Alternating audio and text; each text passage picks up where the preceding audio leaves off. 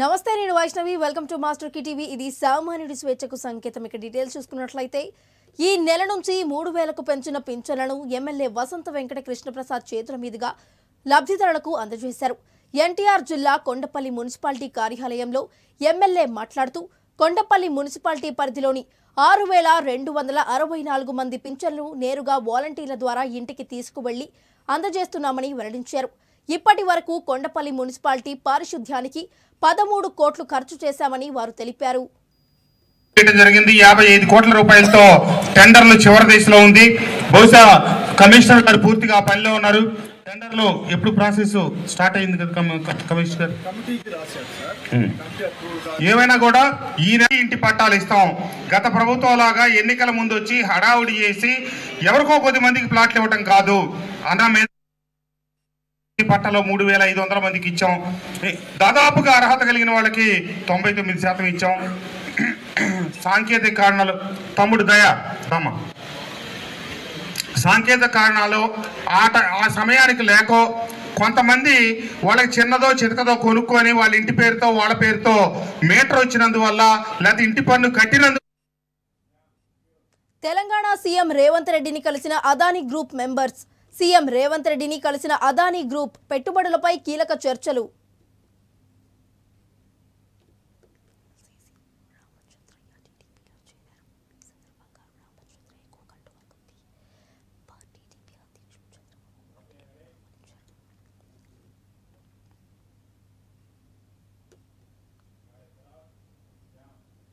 YCP MLC C Ramachandraiah టీడీపీలో చేరారు.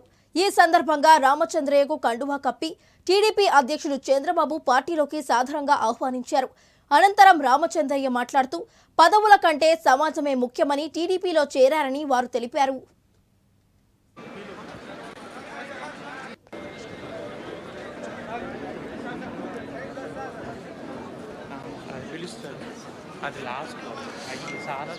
నరేంద్ర వర్మ గారు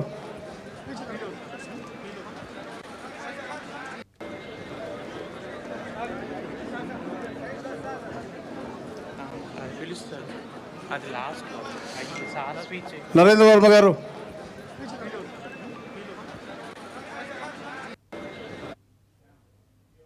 మధ్యప్రదేశ్లోని కునో జాతి పార్కులో ఒక చిరుతపులి 3 పిల్లలకు జన్మనిచ్చింది. నమీబియా జాతికి చెందిన ఆశా అనే ఈ చిరుత ఇటీవలే ఈ కూనలకు జన్మనివ్వగా వీటిని చూడడానికి జనం పార్కుకు తరలివస్తున్నారు.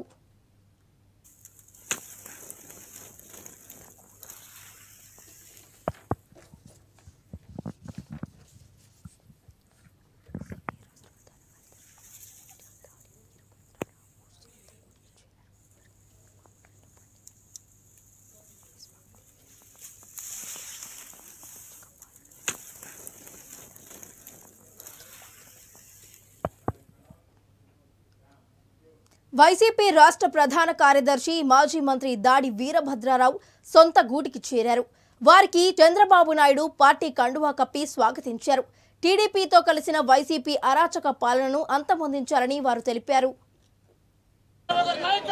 అనంతపురం నుంచి ప్రభాకర్ గారు, రాజీవ్ రెడ్డి గారు, సలార్ బాషా గారు వాళ్ళని పిలుచుకోండి. 150 175కి ఏంటండి 25 వదిలేసాం. అవతల పార్టీకి ఒక 25 వదిలేద్దాం. మనకు ఖచ్చితంగా ఈ ఎన్నికల్లో మొత్తం 175కి 150 సీట్లు మనం సాధించి తీరుతాం. రాజకీయ ప్రపంచం ఇవాళ నడుస్తుంది. ఎక్కడ చూసినా ఈ ప్రభుత్వాన్ని దించేయాలి, ఈ ప్రభుత్వాన్ని ఉంచకూడదు, ఈ ప్రభుత్వం కొనసాగితే మన బ్రతుకులు నాశనం అయిపోతాయి, మనల్ని భిక్షగాళ్ళ కింద చూస్తున్నాడు ఆయన, సంక్షేమ పథకాలు మీకు ఇస్తున్నాం, మీరు చచ్చినట్టు మీ ఇంట్లో కూర్చోండి అనేటువంటి డిక్టేషన్ అక్కడ కనబడుతుంది. ఇటువంటి అరాచకమైనటువంటి పాలన, అటువంటి నియంత్రితమైనటువంటి పాలన ఏనాడు కూడా స్వాతంత్రం వచ్చిన తర్వాత మనం చూడలేదు, కానీ విని ఎరగలేనటువంటిది. అటువంటి పరిపాలన మనం తుదముట్టించాల్సినటువంటి అవసరం ఉంది. 150 సూర్యాపేట జిల్లా జాజిరెడ్డిగూడెం మండలం కోమటిపల్లి గ్రామంలో కాంగ్రెస్ అల్లరి మూకల చేతిలో గాయపడ్డ మహేష్ వారి తల్లి వీరమ్మ సోదరుడు శ్రవణ్లను మాజీ ఎమ్మెల్యే పరామర్శించారు. సూర్యాపేట పట్టణంలోని ప్రభుత్వ జనరల్ ఆసుపత్రిలో చికిత్స పొందుతున్న వారితో మాట్లాడారు. వారికి సాయం అందించాలని ప్రభుత్వాన్ని కోరారు. చాలా కాలంలో మేము అధికారంలో ఉన్నప్పుడు కేవలం అభివృద్ధి మీద మాత్రమే దృష్టి పెట్టి ముందుకు సాగుతా ఉన్నాము. మళ్ళీ పాత ఫ్యాక్షన్ కొట్లాటను ప్రోత్సహించే విధంగా కావాలని చెప్పేసి బీఆర్ఎస్ పార్టీ నాయకులు ఎవరైతే పార్టీ గెలుపు కోసం, కేసీఆర్ గెలుపు కోసం, మా గెలుపు కోసం పనిచేసిరో వాళ్ళని టార్గెట్ చేస్తూ హింసాత్మక సంఘటనలకు పాల్పడుతూ దాడులు చేస్తూ భయభ్రాంతకు గురి చేసేటువంటి ప్రయత్నం చేస్తున్నారు. ఇది మంచి చర్యలు కావు. దీన్ని తీవ్రంగా ఖండిస్తూ ఉన్నాం. పోలీస్ వారు కానీ, మంత్రులు కానీ, ప్రభుత్వం కానీ, ముఖ్యమంత్రి కానీ వీటి మీద స్పందించి చట్టపరమైనటువంటి కఠిన శిక్షలు తీసుకొని దీన్ని కంట్రోల్ చేయకపోతే రేపు ఇంకా ఈ పరిణామాలు తీవ్రంగా పెరిగేటువంటి అవకాశం ఉంటుంది. 10 సంవత్సరాల కాలం మేము అధికారంలో ఉండి అభివృద్ధి మీద దృష్టి పెట్టాం కాబట్టి మేము కూడా అందరినీ ప్రోత్సహించి అందరినీ కలుపుకొని పోయేటువంటి ప్రయత్నం చేసినాం. కాదు కొట్లాటలతోనే సమస్యలు పరిష్కారం అయితే అని చెప్పేసి కొట్లాటనే ప్రోత్సహించుకుందామంటే తెలంగాణ ఉద్యమంలో 100 కేసులు పెట్టుకొని అలసిపోయి సొలిసిపోయి తెలంగాణ సాధించి ముందర పడ్డటువంటి నాయకత్వమే ఉంది మొత్తం ఇక్కడ. ప్రధానమంత్రి నరేంద్ర మోడీ కేరళలోని త్రిశూర్లో రోడ్ షో నిర్వహించారు. ప్రధానమంత్రికి స్వాగతం పలికేందుకు ప్రజలు వీధికి ఇరువైపులా బారులు తీరారు. వారు కూడా అతనికి పూల వర్షం కురిపించారు. ప్రధాని మోడీ కూడా ప్రజలకు కరచాలనం చేస్తూ కనిపించారు. 15 నిమిషాలకు పైగా నడిచిన తరువాత భద్రతా సిబ్బంది అతన్ని ఎస్యూవీకి తీసుకువెళ్లారు.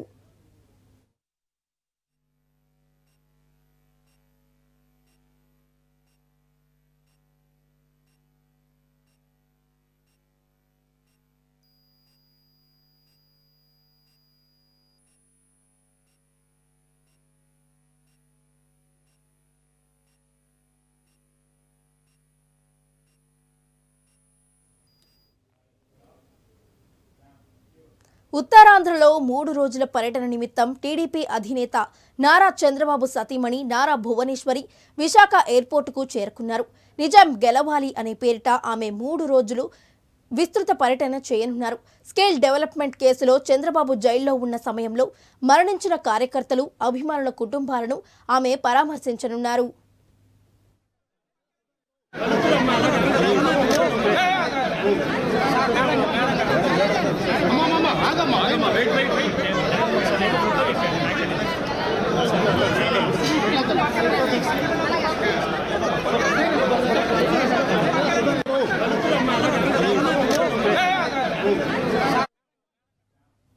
ముషీరాబాద్ నియోజకవర్గం బోలక్పూర్ డివిజన్ అంజుమన్ స్కూల్లో జరిగే ప్రజాపాలన దరఖాస్తులను మంత్రి పొన్నం ప్రభాకర్ పరిశీలించారు. అనంతరం అక్కడి ప్రజలతో వారు మాట్లాడారు.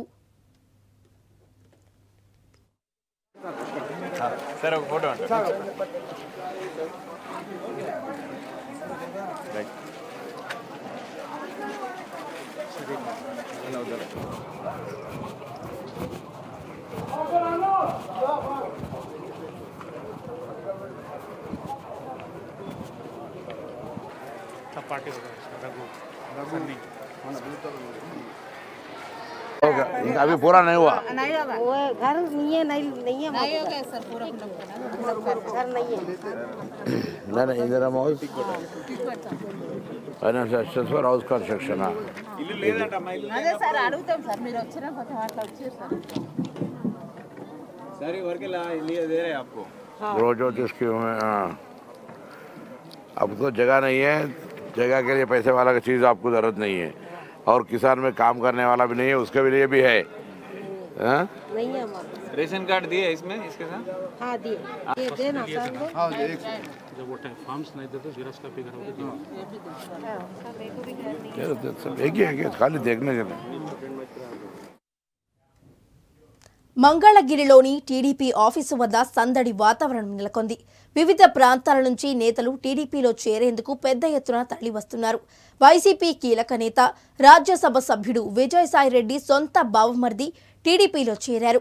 ఉమ్మడి వైఎస్ఆర్ కడప జిల్లాకు చెందిన మాజీ ఎమ్మెల్యే గడికోట ద్వారకానాథరెడ్డి ఇవాళ టీడీపీ అధినేత చంద్రబాబు సమక్షంలో సైకిల్ ఎక్కారు.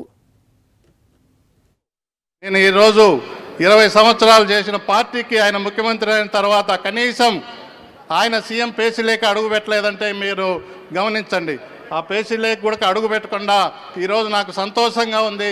ఈ పచ్చ జెండా కిందికి మళ్ళీ తిరిగి వచ్చినందువల్ల నాకు ఈరోజు మళ్ళీ చంద్రబాబు గారిని ముఖ్యమంత్రి చేయాలా, అటువంటి ముఖ్యమంత్రి మనకు అనవసరము అని చెప్పేసి మళ్ళీ చంద్రబాబు గారిని ముఖ్యమంత్రి చేసుకోవాలని చెప్పేసి నేను మళ్ళీ ఈ పార్టీకి పచ్చ జెండా కిందకు వచ్చిన దానికి ఈరోజు కలెక్షన్ చేస్తారో వాళ్ళని నలుగురిని పెట్టుకొని వాళ్ళ దగ్గర కలెక్షన్ చేసుకుంటా కార్యకర్తలను కానీ ప్రజలను కానీ నాయకులను కానీ ఎమ్మెల్యేలను కానీ మంత్రులకు కూడా కనీస అపాయింట్మెంట్స్ ఇవ్వకుండా ఆయన చూసే అరాచక. బులెటిన్ లో షార్ట్ బ్రేక్. ప్రజా ప్రభుత్వం కొలువైన నెల రోజుల్లోనే అభయహస్తం గ్యారంటీల అమలుకు శ్రీకారం. రాష్ట్ర ముఖ్యమంత్రి శ్రీ యనుమల రేవంత్ రెడ్డి గారు, ఉప ముఖ్యమంత్రి శ్రీ బట్టి విక్రమార్క మల్లు గారు మరియు రాష్ట్ర మంత్రివర్గం చేతుల మీదుగా ప్రజా పాలన ప్రోగ్రాం ప్రారంభం. డిసెంబర్ 28, 2023 నుండి జనవరి 6, 2024 వరకు ప్రజా పాలన దరఖాస్తుల స్వీకరణ. ఈ ప్రజా పాలన దరఖాస్తులో మహాలక్ష్మి, రైతు భరోసా, ఇందిరమ్మ ఇండ్లు, గృహజ్యోతి, చేయూత గ్యారంటీల లబ్ధి కొరకు అప్లై చేసుకోవచ్చు. ప్రగతి పదం, సకల జనహితం, మన ప్రజా ప్రభుత్వం. Welcome back. ఆంధ్రప్రదేశ్లో ప్రాంతీయ పార్టీలు బీజేపీకి లొంగిపోయాయని, రాష్ట్ర సంక్షేమం కోసం పనిచేయడం లేదని APCC working president Mastan Vali మండిపడ్డారు. 40 మందికి పైగా శాసనసభ్యులు పార్టీలో టచ్లో ఉన్నారని, కాంగ్రెస్లో చేరేందుకు ఆసక్తిగా ఎదురు చూస్తున్నారని ఆయన వెల్లడించారు. ఆంధ్రప్రదేశ్లో కాంగ్రెస్ పార్టీ బలపడే సూచనలు స్పష్టంగా కనిపిస్తున్నాయని వారు తెలిపారు. కూడా కాంగ్రెస్ పార్టీలో రాబోతున్నారు. వాళ్ళు ఇప్పటికే మా ద్వారాగా మళ్ళా మా హైకమాండ్ కూడా టచ్ లోకి వచ్చారు. కాంగ్రెస్ పార్టీ రేపు 2024 ఎన్నికల్లో ఒక బలోపేతమైన కాంగ్రెస్ పార్టీ, ప్రజలకు సేవ చేసేటటువంటి పార్టీగా రూపాంతరం చెందుతుందని చెప్పి తెలియజేస్తాం. కాంగ్రెస్ పార్టీ నాయకత్వాన్ని బలపరచాలని ప్రజలు చూస్తా ఉన్నారనేటటువంటిది చాలా స్పష్టమైన సాంకేతికాలు వస్తాం. పార్టీలోకి టచ్ లోకి వచ్చారు. నిరాశ. ప్రస్తుతం రాష్ట్రంలో వ్యవస్థలన్నీ నాశనం అయ్యాయని సి రామచంద్రయ్య అన్నారు. ఏపీ నెత్తిన 12 లక్షల కోట్ల అప్పులు ఉన్నాయని వారు వెల్లడించారు. ఈ పరిస్థితి నుంచి గట్టెక్కేందుకు చంద్రబాబు నాయకత్వం ఎంతైనా అవసరమని వారు వెల్లడించారు. అయితే ఈనాడు మీరు ఇది చాలా ఎగ్జాగరేషన్గా అనుకోకండి. చంద్రబాబు నాయుడు గారి నాయకత్వం ఈ దేశ రాష్ట్రానికి చాలా అవసరం, చరిత్రాత్మకంగా అవసరమైంది. ఒక ఎగ్జాంపుల్ చెప్తాను. రేపు ఏప్రిల్ నుంచి 12 లక్షల కోట్ల అప్పు కట్టాల. ఆదాయం లేదు రాష్ట్రానికి, ఆదాయ వనరులు లేవు, భూముల విలువలు లేవు. కోకాపెట్ట మాదిరిగా 1,40,00,000 అమ్మేదానికి ప్రతి ఒక్కరి చర్మం ఒలచబడుతుంది. పన్నులు వసూలు చేస్తే కానీ డబ్బులు రావు. మరి ఎట్లా చేస్తారో మహానుభావుడు చంద్రబాబు నాయుడు గారు. అయితే ఆయనకు ఆ కెపాసిటీ ఉంది. నేను చూసిన ఆయనతో సహవాసం చేసి చూసిన ఆ కెపాసిటీ ఆయనకు ఉంది. కాబట్టి అటువంటి కెపాసిటీ ఉండే వ్యక్తి రావాల్సిన అవసరం చాలా ఉంది. అంతేగాని అతన్ని ఎక్కువగా నేను పొగట్టంలే. అతని అవసరం ఈ రాష్ట్రానికి ఇప్పుడు చాలా చాలా అవసరం ఉంది. లేకుంటే రాష్ట్రము ఏ పాలైపోతుందో భయంకరం, ఊహించుకునే దాన్ని కూడా భయంకరం ఉంది. అదొకటి. రెండవది, పాలన అనేది కొన్ని సిస్టమ్స్ పైన ఆధారపడింది. ఆ సిస్టమ్స్ ఉంటే కన్నా పాలన జరిగిపోతూ ఉంటుంది. కానీ రాష్ట్రంలో ఆ సిస్టమ్స్ అన్నీ నాశనం అయిపోయినాయి.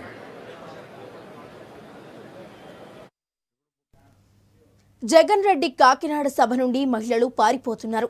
జగన్ ప్రసంగం సగంలోనే నిరుత్సాహంగా సభ నుండి మహిళలు బయటకు వెళ్తున్నారు. రాజకీయాలు చేయడం చేతకాదు. మీ బిడ్డకు తెలిసిన రాజకీయం ఒకటే, మంచి చేయడం, పేదవారికి అండగా నిలబడడం. మీ బిడ్డ నమ్ముకున్నది కూడా ఒకరినే. పైన దేవుణ్ణి నమ్ముకున్నాడు, కింద ఉన్న మిమ్మల్ని మాత్రమే నమ్ముకున్నాడు. మీ బిడ్డకు వాళ్ళ మాదిరిగా అబద్ధాలు ఆడటం చేత కాదు. మీ బిడ్డకు వాళ్ళ మాదిరిగా రాజకీయాలు చేయడం చేత కాదు. మీ బిడ్డకు తెలిసిన రాజకీయం ఒకటే, మంచి చేయడం, పేదవారికి అండగా నిలబడడం. మీ బిడ్డ నమ్ముకు కాంగ్రెస్ ప్రభుత్వంపై BRS working president MLA KTR నిప్పులు చెరిగారు. రేవంత్ రెడ్డి సర్కార్కు కౌంటౌన్ మొదలయ్యిందని అన్నారు. కేటీఆర్ కాంగ్రెస్ ఇచ్చిన 420 హామీలను ప్రజల దగ్గరకు తీసుకువెళ్తామని వారు తెలిపారు. ఎన్నికల హామీలను ఎగ్గొట్టేందుకు కాంగ్రెస్ ప్రభుత్వం ప్రయత్నాలు మొదలుపెట్టిందని కేటీఆర్ ఆరోపించారు. అబద్దాలు, అసత్యాలతో తప్పించుకునే ప్రయత్నం చేస్తున్నారని మండిపడ్డారు. తప్పకుండా ప్రజలను ఉద్యుక్తులు చేస్తాం. కౌంట్ డౌన్ ప్రారంభమైంది, 30 రోజులు అయిపోయింది, 70 రోజులే మిగిలింది. తప్పకుండా ఈ విషయంలో ప్రజల్ని 100 రోజులు అన్నారు, మీరు 100 రోజుల్లో చేయకపోతే మిమ్మల్ని బొందబెట్టేది ఖాయమైన దిశగా తప్పకుండా ప్రజలను ఉద్యుక్తులు చేస్తాం. కౌంట్ డౌన్ ప్రారంభమైంది, 30 రోజులు అయిపోయింది, 70 రోజులే మిగిలింది. తప్పకుండా ఈ విషయంలో ప్రజల్ని 100 రోజులు అన్నారు, మీరు బీఆర్ఎస్ లేకపోతే పార్లమెంటులో తెలంగాణ ఉనికి లేకుండా పోయిందని బీఆర్ఎస్ వర్కింగ్ ప్రెసిడెంట్ మాజీ మంత్రి కేటీఆర్ అన్నారు. దేశంలో దివాలా తీసిన పార్టీకి తెలంగాణలో అనుకోకుండా అవకాశం వచ్చిందని కాంగ్రెస్ పార్టీని ఎద్దేవా చేశారు. కాంగ్రెస్ ప్రభుత్వం మాపై అబద్దాలు, అప్పులు, తప్పులు అంటూ దుష్ప్రచారం చేస్తోందని వారు మండిపడ్డారు. తెలంగాణ బలం, తెలంగాణ గలం, తెలంగాణ దళం పార్లమెంట్లో ఉండాలంటే కేసీఆర్ గారి ఎంపీలు ఉండాలి, బీఆర్ఎస్ ఎంపీలు ఉండాలి. తెలంగాణ బలం, తెలంగాణ గలం, తెలంగాణ దళం పార్లమెంట్లో ఉండాలంటే కేసీఆర్ గారి ఎంపీలు ఉండాలి, బీఆర్ఎస్ ఎంపీలు ఉండాలి. తెలంగాణ బలం, తెలంగాణ గలం, తెలంగాణ దళం. జనసేన పార్టీ అధ్యక్షులు పవన్ కళ్యాణ్ కు అయోధ్య రామ మందిరం ప్రారంభోత్సవానికి ఆహ్వానం అందింది. పార్టీ కేంద్ర కార్యాలయంలో ఆర్ఎస్ఎస్ ప్రాంత సంపర్క ప్రముఖ్ ముళ్లపూడి జగన్, విహెచ్పి రాష్ట్ర ఆర్గనైజింగ్ సెక్రటరీ శ్రీనివాసరెడ్డి, ఆర్ఎస్ఎస్ కార్యాలయ ప్రముఖ్ పూర్ణ ప్రజ్ఞ పవన్ ను కలిసి ఆహ్వాన పత్రికను అందజేశారు.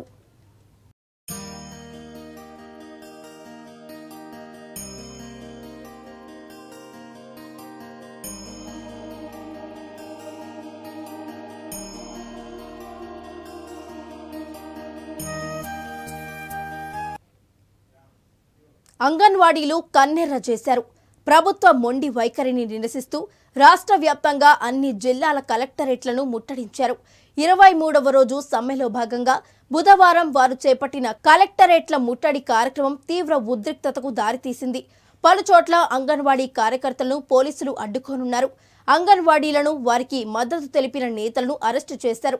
అయినా కూడా అన్ని నిర్బంధాలను దాటుకుని వెళ్లి కలెక్టరేట్లను ముట్టడించారు.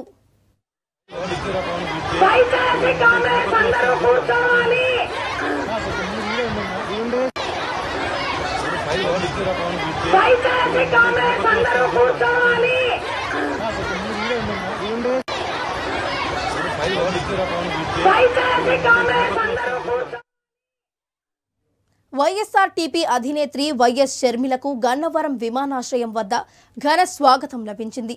షర్మిల రేపు కాంగ్రెస్ పార్టీలో చేరనున్న సంగతి తెలిసిందే. సోదరుడు ఏపీ సీఎం వైఎస్ జగన్ కు తన కుమారుడి వివాహ మహోత్సవ ఆహ్వానం ఇచ్చేందుకు వైఎస్ షర్మిల కడప నుండి ప్రత్యేక విమానంలో గన్నవరంకు చేరుకున్నారు.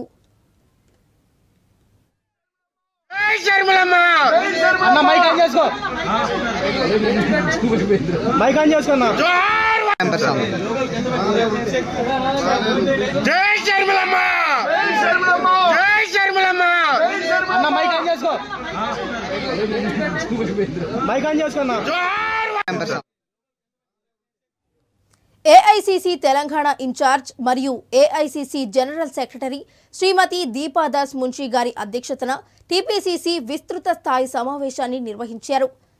హైదరాబాద్ గాంధీభవన్లో జరిగిన సమావేశంలో ముఖ్యమంత్రి మరియు టీపీసీసీ అధ్యక్షులు రేవంత్ రెడ్డి, ఉప ముఖ్యమంత్రి Shri Bhatti Vikramarka, TPCC working president Shri Mahesh Kumar Goud, మంత్రులు, ఎమ్మెల్యేలు, వైస్ ప్రెసిడెంట్లు, జనరల్ సెక్రటరీలు, అధికార ప్రతినిధులు మరియు కాంగ్రెస్ పార్టీ ముఖ్య నాయకులు పాల్గొన్నారు.